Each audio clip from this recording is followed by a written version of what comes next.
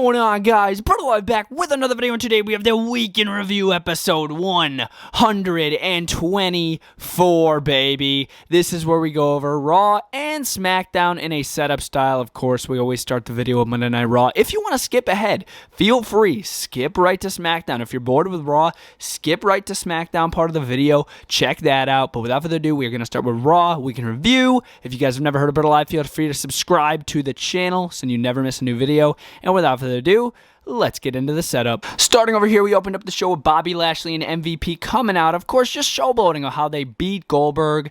MVP injured his leg, talking crap about his son, talking crap about this, that. And I'm like, okay, no way. They are not going to be, like, blabbing their mouths like this.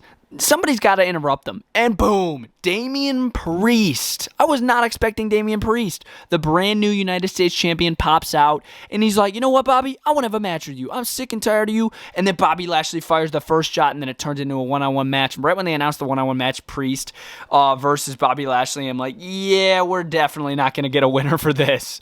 Like, not even maybe 5 minutes went through in the match, and then Sheamus got involved, broke up the entire match, turned into a DQ. And then Drew came down to help Damien Priest, which I thought was kind of cool. And it turned into a tag team match. Priest, Drew, Sheamus, Bobby. It was an okay match to start the show. I thought it was pretty exciting, honestly. Not a bad match to start the show, like I said. In the end, we saw Bobby Lashley, like a coward he is, walk away from the match. Honestly, I think they should be displaying Bobby Lashley a little more dominant than that. Or just at least a little more confident than that. Like walking away from a match. I don't really like how they did that with his character.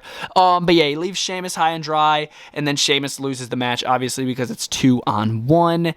So I gotta admit, that was a pretty cool way to start Monday Night Raw. But again, like I said, I just didn't really like how they did Bobby Lashley here. I think they should just display him more confident, more like just dominant. I don't know. I just didn't really like how they did that. Didn't really make sense for his character either. Moving over here, Eva Marie and Doudrop backstage. Basically, Doudrop was back there and she's like, I don't know why I've been taking orders from Eva Marie this entire time and this and that. I'm like, yeah, obviously. What the crap were you doing? And then Eva Marie just takes her out. So I guess we're going to be getting a Doudrop and Eva Marie rivalry. Oh, I wanted that so much. Yes, finally. Obviously, sarcasm, but yeah, I honestly couldn't care less. Nikki Cross and Rhea Ripley, very lost after losing the triple threat match for the Raw Women's Championship at SummerSlam. They're like, you know what? Let's tag together. Let's team together. We teamed together last week. It worked out pretty well. We won a match. Let's do it again this week. Nikki Cross and Rhea Ripley, they went up against Shayna Baszler and Nia Jax, one of the most dominant tag teams, at least when it comes to the women's tag team division of all time. And Nikki Cross and Rhea Ripley were able to pick up the victory. Amazing teamwork between the two. A little miscommunication between Nia and Shayna at the end, helping Rhea and Nikki win. But yeah, other than that, I thought it wasn't too bad. Not my favorite thing. Wasn't too bad. Moving over here was Jinder Mahal versus Mansoor. Mansoor saying to Ali before they go out to the ring, I got this. I'm going to do this my way, and we're going to pick up the victory. And obviously, they didn't Mansoor did not pick up the victory, and basically, Ali's just like, we're going to do it my way next time, and all this. I'm getting so sick and tired of this. Oh my god, the Mansoor and Ali crap is so freaking boring. Oh my god, I feel like they do the same thing every dang week. Moving over here, it was Charlotte Flair coming out with her brand new Raw Women's Championship, talking about how she won the title, talking about how she beat Nikki Cross and Rhea Ripley to become a 12-time women's champion, I believe. And I was like, who can she face next? Who's she going to face at Extreme Rules, right? Boom! Alexa Bliss pops out, and I'm like, oh my god, no way. How come I didn't think of this? Alexa Bliss comes out with Lily the puppet, finally getting away from Eva Marie and Doudrop. Oh my god, thank you. Oh, that was so bad. But yeah, finally giving something new here to Alexa Bliss, even though I'm still not a fan of her character. Should still be pretty cool to see her go up against Sharp with the Raw Women's Championship at stake. That should be pretty good. Karrion Kross, Ricochet. Oh, I hated this. Is it just me, or did they even mention that Karrion Kross lost it to NXT Championship? I don't even think they mentioned that. Like commentary, I really don't even think they mentioned the NXT Championship whatsoever. But anyways, it was Karrion Kross versus Ricochet one-on-one. This was just so freaking lame. I wasn't expecting anything less. I knew Ricochet was going to freaking lose this match, and he did. Karrion Kross dominated him, and Ricochet just being treated terribly. Again, it's just so pathetic, in my opinion. I hated that so much. Moving over here, this was so freaking good. Episode of Moist TV, special guest Logan Paul. Logan Paul got in the face of Miz a little bit. I have no idea why he was out there, to be honest with you. Basically just for YouTube views for WWE's YouTube channel, if I'm being completely honest with you. But yeah, Miz, he was out there with Logan Paul. They talked a little trash. and then and then Miz got a match with Xavier Woods because Woods also interrupted. It's just all over the place, but the match itself was really good. Xavier Woods, Miz, not a bad match. In the end, Xavier Woods was able to pick up the victory, but it's what happened after the match that really got me shooken up. The Miz attacks John Morrison, and we see the breakup of Miz and Morrison. Hey, hey, ho, ho, it is over. What? Dude, it lasted about a year and a half, kind of. It is over. Wow, Miz and Morrison are over again. This is not the first time they split up. Miz has turned on Morrison again back in like 2010, I think. Oh my gosh, it's literally the second time. How come Morrison hasn't learned? But yeah, the Miz turns on him. I'm really looking forward to this rivalry, Miz and Morrison. Morrison is a face, Miz even more of a heel. It's going to be so good. I'm super freaking excited for it. Moving over here, main event of the show, it was Matt Riddle versus AJ Styles one-on-one. Really good match. Really, really good match. Almost was trying to get involved. Randy Orton stopped him with the scooter that Riddle gave him earlier in the show. That was really cool. And then Riddle was able to pick up the victory over AJ Styles, and then Randy Orton came in the ring, RKO'd AJ Styles, and then they reigned tall with the Raw Tag Team Championships. How epic does that look? But yeah, guys, I really enjoyed this Riddle and Randy stuff. That's probably the best thing going on Monday Night Raw right now. That and or Miz and Morrison. Literally, these two things are probably the best things going on Monday Night Raw right now. And yeah, this was a really solid way to end the show. I really enjoyed it. This Raw show, it wasn't good, but it was better than the past couple weeks. So for that, I'm probably going to give it a 3 out of 5. I'm leaning more towards the 2 though. But yeah, I'm going to give it a 3 out of 5 just because it was a little better than the past couple weeks, and that is a plus. But yes, guys, that was Monday Night Raw. Now we're going to jump into SmackDown. Continuing the week in review here with SmackDown. Not a bad show whatsoever. We opened the show with Becky Lynch. Becky Lynch popping out to her classic The Man theme and everything, the man gimmick and all that, which I'm not too thrilled about. As you guys know, if you guys have been watching the channel for a decent amount of time now, I've never really been the biggest fan of Becky Lynch. Even back then when she changed her gimmick to The Man and all that crap, never really been the biggest fan of it. And her popping in at SummerSlam, just stealing that SmackDown Women's Championship from Bianca. I just really think they did Bianca pretty dirty there. But anyways, in the beginning of the show, we had all 4 of these women right here, Liv Morgan, Selena Vega, Carmella, and Bianca Belair, all gunning towards Becky Lynch and her SmackDown Women's Championship. So we're like, you know what? Let's have a fatal 4-way elimination match. I was actually looking forward to it. Pretty fun match. Pretty cool way to open up the show. First elimination was Selena Vega, and then it was Carmella, and then it was between Liv Morgan and Bianca Belair. Bianca Belair obviously coming out on top, so it's probably going to be Bianca Belair versus Becky Lynch at Extreme Rules, with more than likely Becky Lynch retaining, but it still should be a pretty good storyline, pretty good moment.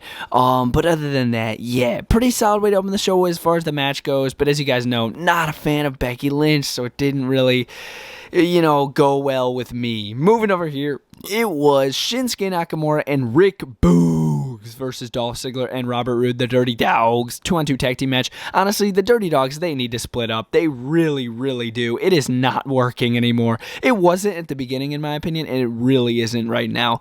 Dolph Ziggler, Robert Roode just split up already. In the end, Shinsuke and Rick Boogs were able to pick up the victory. Rick Boogs getting the pin again. That's 2 weeks in a row now. Boogs able to pin the other guy and pick up the victory for his team, which is pretty crazy. But yeah, Shinsuke and Boogs won, and yeah, I guess not that entertaining. I'm not really the biggest fan of Boogs and Shinsuke, but it wasn't too bad. And over here was actually Chad Gable versus Cesaro. Cesaro popping out of nowhere, coming back here on the show, and I'm like, oh my gosh, I gotta admit, I kind of forgot about Cesaro. I'm like, oh my god, Cesaro is freaking back. This is epic. He went up against Chad Gable. It turned into a disqualification after Otis rushed the ring. I'm like, come on. I was actually getting into the Otis thing last week, but then they just totally ruined it for me this week. Otis just rushes the ring and ruins the match for Chad and Cesaro, and then just does this classic frog splash off the top. I was not really the biggest fan of that at all. Moving over here, something very interesting right here. Apparently, Baron Corbin, or should I say King Corbin, or should I say Happy Corbin? Yes, Happy Corbin, he made it big in Las Vegas, won, I guess, a bunch of money, and now is no longer poor. He is what looks to be a millionaire, and made it big in Las Vegas and is no longer poor. He had a watch on. He drove in a Bentley. He now owns like a Corvette, something like that. Thought this was super interesting, super out of the blue. And he calls out Big E, and he attempts to buy the Money in the Bank contract. I'm like, oh my gosh, this is like the $1 Million Man all over again. But yeah, this was pretty interesting. I actually enjoyed this promo. And then Big E's like, get out of my ring before I slap you silly. And then Corbin's his attitude, it was happy the entire time. I'm like, hey, it's in the name, Happy Corbin. I was actually into this. I thought it was pretty freaking interesting. I enjoyed it. Moving over here, Sami Zayn making his return to SmackDown, going up against Dominic Mysterio one-on-one. Before the match, Dominic said, you know what, Dad, I'm going to do this by myself. Well, actually, Ray said, you know what, Dom, this is for you to start like doing your own thing. And then Sami Zayn ended up picking up the victory with a Hallelujah kick to Dominic. And then Ray, he come out and he's like, and then Dominic started pushing away Rey Mysterio. I'm like, whoa, this is weird. What? I thought that was kind of weird. Seeing Dominic push away Ray, you never know. That could be a turn in the near future. That'd be epic. But yeah, as far as the match goes, it wasn't too bad. Moving in the end of the night, Roman Reigns comes out and freaking Otis! Over here, main event, or should I say main promo of the show. It was Roman Reigns coming out with Paul Heyman. Of course, the Bloodline, they are on the fence minorly with Paul Heyman. Did he know Lesnar was there at SummerSlam? Is he in cahoots with Lesnar? Does he still have connections with Brock Lesnar? The Usos were very skeptical about this. Reigns still brought him into the family. I guess there's no more complications between them and Paul now. But yeah, and then before you know it, boom, Finn Balor. He pops out. I kind of forgot about him after Cena did him over in that contract signing. I kind of forgot about Finn. So Finn pops out. He's like, I want that Universal title. Edge wants it. Lesnar wants it. I'm first in line after what Cena did to me. And Cena, don't think I forgot what you did. I'm like, ooh, maybe a Cena-Finn robbery in the near future. That would be epic. But yeah, he's like, Reigns, I want to match with you. And then before you know it, boom, right hand to Roman Reigns, and he starts taking him out, but it did not really work out in his favor until the Street Profits came out and helped Finn Balor take out the Usos, and Reigns, like the coward he is, just walked away. Very crazy ending. I gotta admit, I was expecting Brock Lesnar. I was really expecting Lesnar. No Lesnar, no Edge. But yeah, Finn Balor looks like he's gonna be the next opponent for the big dog, the Tribal Chief, Roman Reigns. But yes, guys, that was SmackDown in a nutshell. In the end, I'm probably going to give the show a solid 3 out of 5. Kept me entertained most of the show with this new Happy Corbin stuff. The Roman stuff, always kicking butt. Some interesting new stuff going on. But yes, guys, that was SmackDown. That was Raw. Setup style, 3 out of 5 for SmackDown. Let me know what you guys think of the shows down in the comments down below. Click the videos on the screen if you guys want to keep on watching BrettO Live. See you guys next time. BrettO Live out.